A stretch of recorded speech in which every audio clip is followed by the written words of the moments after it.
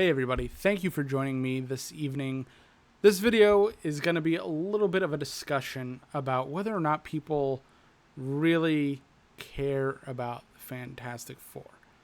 Now, the Fantastic Four have had some issues in various forms of media in the last 20 years. They've had a lot of misses.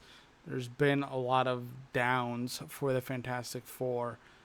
So I really want to ask the question. I think it's a fair question to ask. Do people still care? Do they care about the Fantastic Four? Outside than kind of the comic book nerd world, does the general audience care enough about the Fantastic Four to come out and support this movie or the new movie when it comes out? Because it's going to be, it is a huge focal point. I mean, we have some other movies coming out. Before that, we have Brave New World, Captain America.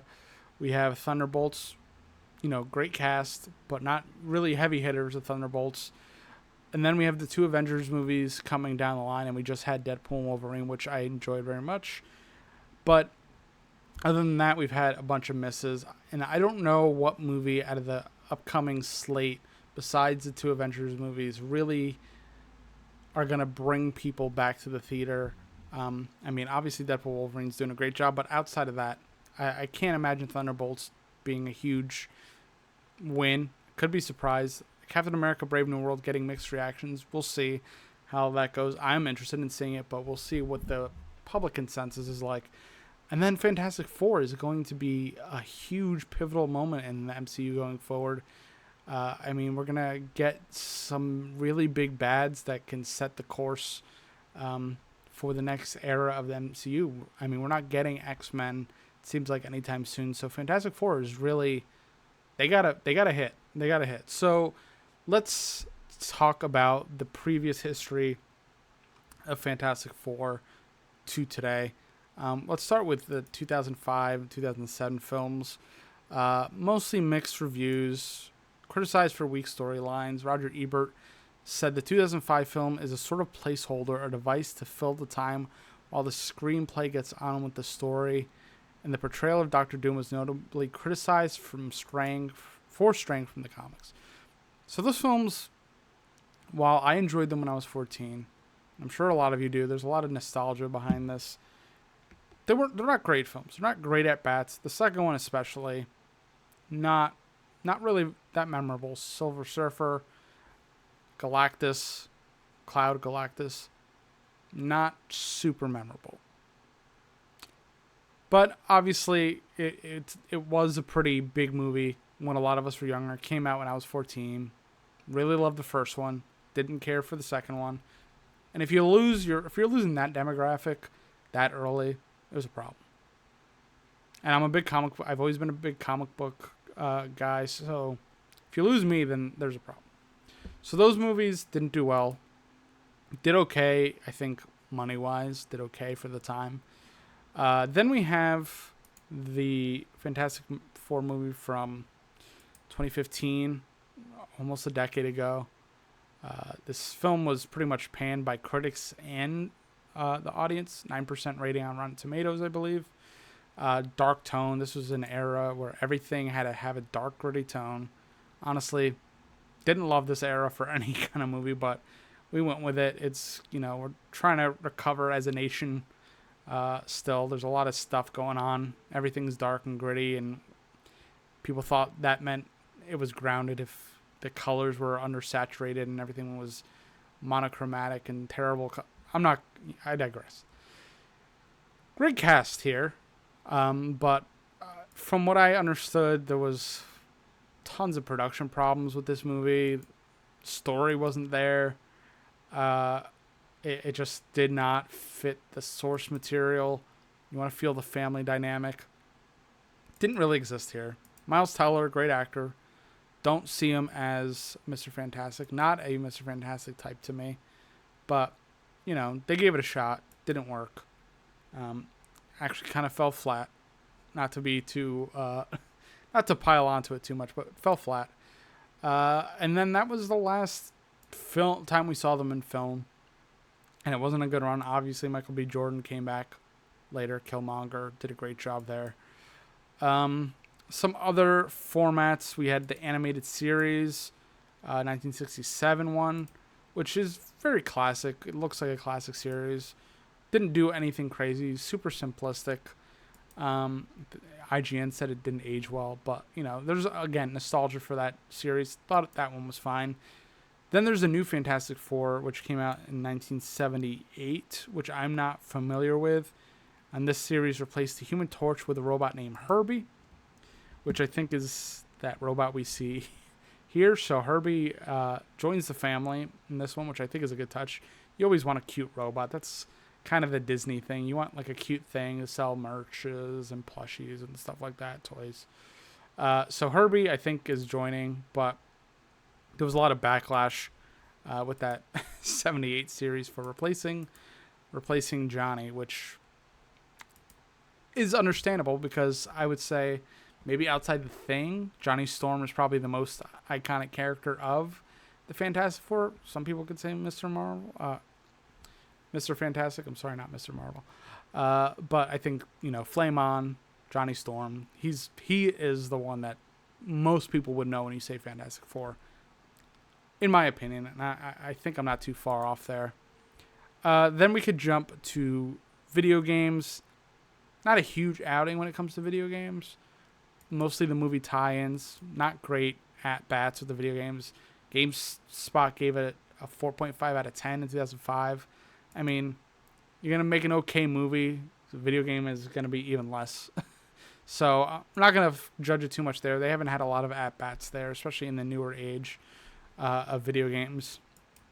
But I think the big one is the comic book sales. Because I think if you lose the comic book goer, then what's really going on? Is there a shot at having the Fantastic Four really move in the theater? If you're losing the diehards, then who are you trying to get here?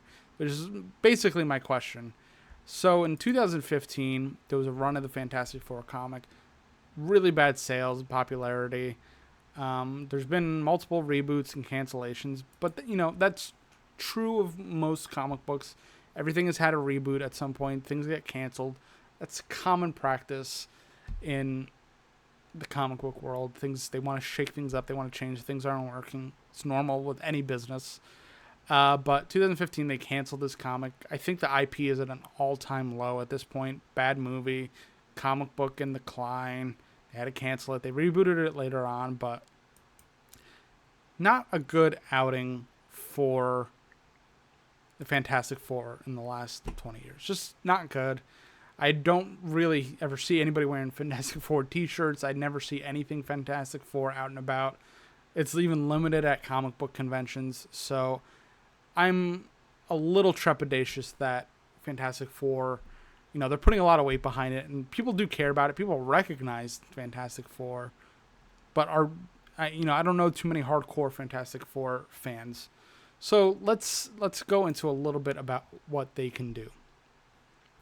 They got to nail the group dynamics. They got to nail that family feel. They got to nail it. They're trying to do it here. I think this was a good outing image. They're all sitting around having fun. Robots there. They're having a good time. They're really enjoying each other's company. And I think that is what you need to nail in the movie. You need to nail it. Obviously, there's a lot bigger stakes going on, but you need to nail this vibe in the movie. You need to feel like, they've been together for a long time. You need to be there with them. You need to feel like they're letting you into their home kind of thing. They have to nail that. I don't know if we've seen that in any of the movies. They have to nail that for this to work. Then, of course, we got news. Robert Downey Jr. is returning to the MCU as Doctor Doom. They got to nail that too. Now, I don't know if he's Tony Stark variation, if he's going to be in one movie. Is he going to be the Doctor Doom? It's still unclear, but he is coming back as a Doctor Doom at some point. And Doctor Doom needs to be a big deal. The stakes need to feel real with Doctor Doom. He needs to be terrifying. He needs to be scary. He needs to be intimidating. If they don't nail that, then I don't know. Obviously, they botched, stuff with Jonathan Majors went the way it did, but Kang was also supposed to be that kind of figure, and in my opinion, I never got that from Kang. He always seemed a little meager. I mean, people always make this joke, but Ant-Man beat him. I mean, I love Paul Rudd. I like Ant-Man, but you can't have your next big bad beaten by Ant-Man, even if it is a variant or whatever. You just can't. You lose the steam, you lose the power. But obviously, that whole plan is gone, so we don't have to worry about Kang. But Doctor Doom and Galactus have to be scary. They have to be scary. Thanos was intimidating to a highest level. These guys have to be intimidating and terrifying.